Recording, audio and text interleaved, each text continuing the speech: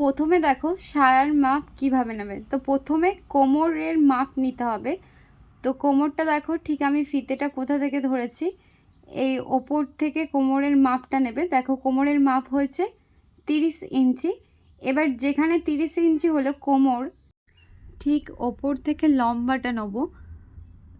লম্বাটার মাপ দেখো আমি দেখিয়ে দিচ্ছি, ফিতেটা নিশ্চয়ই বুঝতে পারছো যে কিভাবে হয়েছে। একদম কোমর থেকে নিয়ে পায়ের নিচ পর্যন্ত দেখো। তো এখানে দেখো লম্বাটা হয়েছে ওপর থেকে একদম নিচ পর্যন্ত 36 ইঞ্চি। তো এভাবেই সায়ার মাপ নিতে হয়, খুবই সহজ। দেখো এবার দেখো কাপড়টার মধ্যে কিভাবে কাটিং করবে। এটা 2 মিটারের সায়ার কাপড় আছে। তো আগে আমি প্রথমে ভাঁজ করে নিচ্ছি। তো দেখো কাপড়টাকে খুললাম, দিয়ে দুটো ভাঁজে ভাঁজ করলাম, দিয়ে সমান করে ভাঁজ করব, দিয়ে এই যে এভাবে আরেকটা ভাঁজ করলাম, তাহলে টোটাল 4টে ভাঁজে ভাঁজ হলো। এবার দেখো প্রথমে কোমর পট্টি বার করে নেবো। তো কোমর পট্টির জন্যে 4 ইঞ্চিতে দাগ দেবো। 4 ইঞ্চি 4 ইঞ্চি করে দাগ দেবো।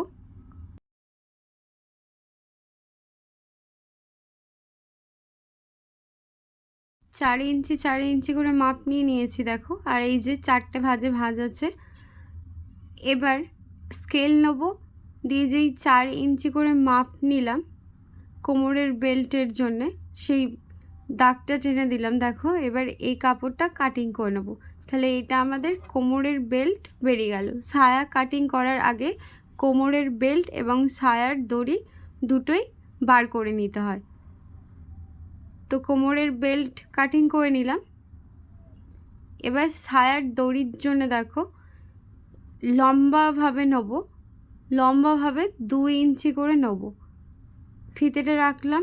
এবার পুরো সায়াটার মধ্যেই 2 ইঞ্চি 2 ইঞ্চি করে দাগ দেবো। তারপর স্কেল নিচ্ছি। এবার স্কেলের সাহায্যে এটা লম্বাভাবে দাগ টেনে দেবো।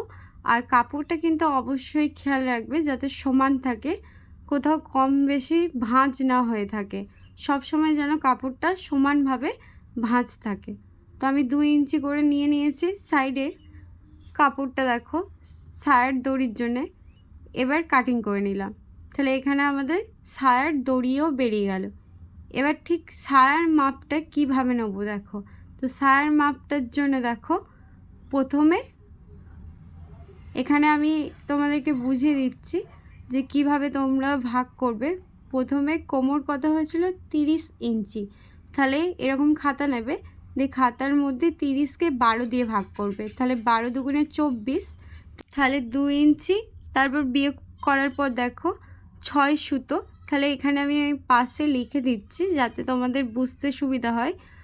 2 ইঞ্চি 2 ইঞ্চি 6 সুতো। তাহলে আমাদের একটা মাপ বেরিয়ে গেল 2 ইঞ্চি 6 সুতো। আর আরেকবার দেখো 30 কোমরের মাপটাকেই 6 দিয়ে ভাগ করব। তাহলে 6 5 30, তাহলে 5 বেরোচ্ছে। 5 ইঞ্চি 5 ইঞ্চি। এবার এর সাথে দেখো 5-এর সাথে হাফ যোগ করতে হবে, তাহলে টোটাল হচ্ছে 5.5 ইঞ্চি। আর ওপরেও হাফ হাফ করেই যোগ করতে হবে। ওপরেও দেখো তাহলে 2 ইঞ্চি 6 সুতো বেরিয়েছিল, তার সাথে হাফ যোগ করব। তাহলে আমাদের দুটো মাপ বেরিয়ে গেল। তাহলে 30কে 12 দিয়ে ভাগ করেছিলাম, দিয়ে বেরিয়েছিল 2 ইঞ্চি 6 সুতো, তার সাথে হাফ যোগ করে দেবে। তাহলে টোটাল হয়ে গেল 2.5 ইঞ্চি 6 সুতো। তাহলে আমি এখানে দেখো দাগ দিয়ে দিলাম ওপর থেকে।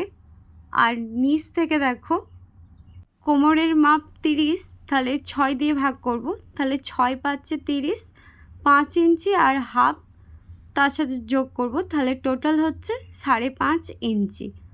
তো এভাবে দাগ দিয়ে দিলাম। তো বুঝতেই পারলে কত সহজ সায়ার মাপ নেওয়ার। যে কোনো মাপেরই সায়া কাটো, একই ফর্মুলাতে তোমাকে সায়া কাটিং করতে হবে। তো এই মাত্র দুটো মাপই লাগে, এই দুটো মাপ দিয়েই সায়া একদম কাটিং। আর আমার সাইডে দেখো জয়েন্ট সাইড আছে সায়াটার, নিশ্চয়ই প্রথমে দেখেছো যে আমি কিভাবে ভাঁজ করেছি। এবার যেই মাপ নিয়েছিলাম সেই মাপে দাগ টেনে দিলাম।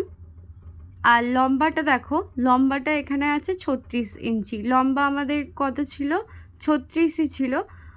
আর নিচে মুড়বো, তার জন্যে টোটাল আমি 36ই নিয়েছি। আর ওপরে কোমর বেল্টটা তৈরি হবে 2 ইঞ্চি, তাহলে টোটাল হচ্ছে 38 ইঞ্চি। এবার দেখো কাটিং করে নিচ্ছি, যেই মাপ নিয়েছিলাম সেই মাপের ওপর কাটিং করে নিচ্ছি। তাহলে আমাদের 6টা পার্ট বেরোবে মোট। 6 কাটে সায়া, মাঝের দুটো বড় থাকবে পার্ট আর সাইডের 4টে ছোট ছোট থাকবে। এবার ওপরটা দেখো জয়েন্ট সাইড ছিল, তাহলে ওপর সাইডটাও কাটিং করে নিতে হবে। তো ওপর সাইডটাও আমি কাটিং করে নিচ্ছি।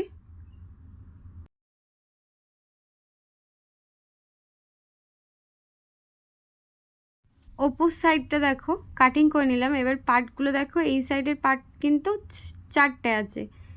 এবার যেই সাইডটা আমি কাটছি এই সাইডের পার্ট 2টো আছে, কারণ এই দুটো বড়, এই দুটো পার্ট মাঝখানে থাকবে। দেখো 2টো আছে আর এই সাইডে 4টে। তো এবার নিচটাতে সমান করতে হবে। তো নিচটাতে দেখো ঠিক এভাবে ভাঁজ করবে, ওপর থেকে সমান করে নিয়ে এভাবে ভাঁজ করবে, দেখবে নিচে একটু এক্সট্রা কাপড় বেরোচ্ছে। তাহলে ওই এক্সট্রা কাপড়টা কাটিং করে নেব। যেই পার্টগুলো আছে সব কটা পার্টই একইভাবে ভাঁজ করে কাটিং করবে। তো আমি প্রথমে দুটো করে করছি। দেখো এভাবে ভাঁজ করলাম, ওপর থেকে নিচ পর্যন্ত সমান করে নিয়ে দিয়ে এই যে এক্সট্রা কাপড়টা বেরোচ্ছে এই এক্সট্রা কাপড়গুলো কাটিং করে দেবো। একইভাবে যেই পার্টগুলো আছে ওই পার্টগুলো সমান করে নিচটা কাটিং করে নেব। তাহলে আমাদের সেলাই করার সময় একদম সমান মাপে তৈরি হবে, কোনো পার্টটা ছোট বড় তৈরি হবে না।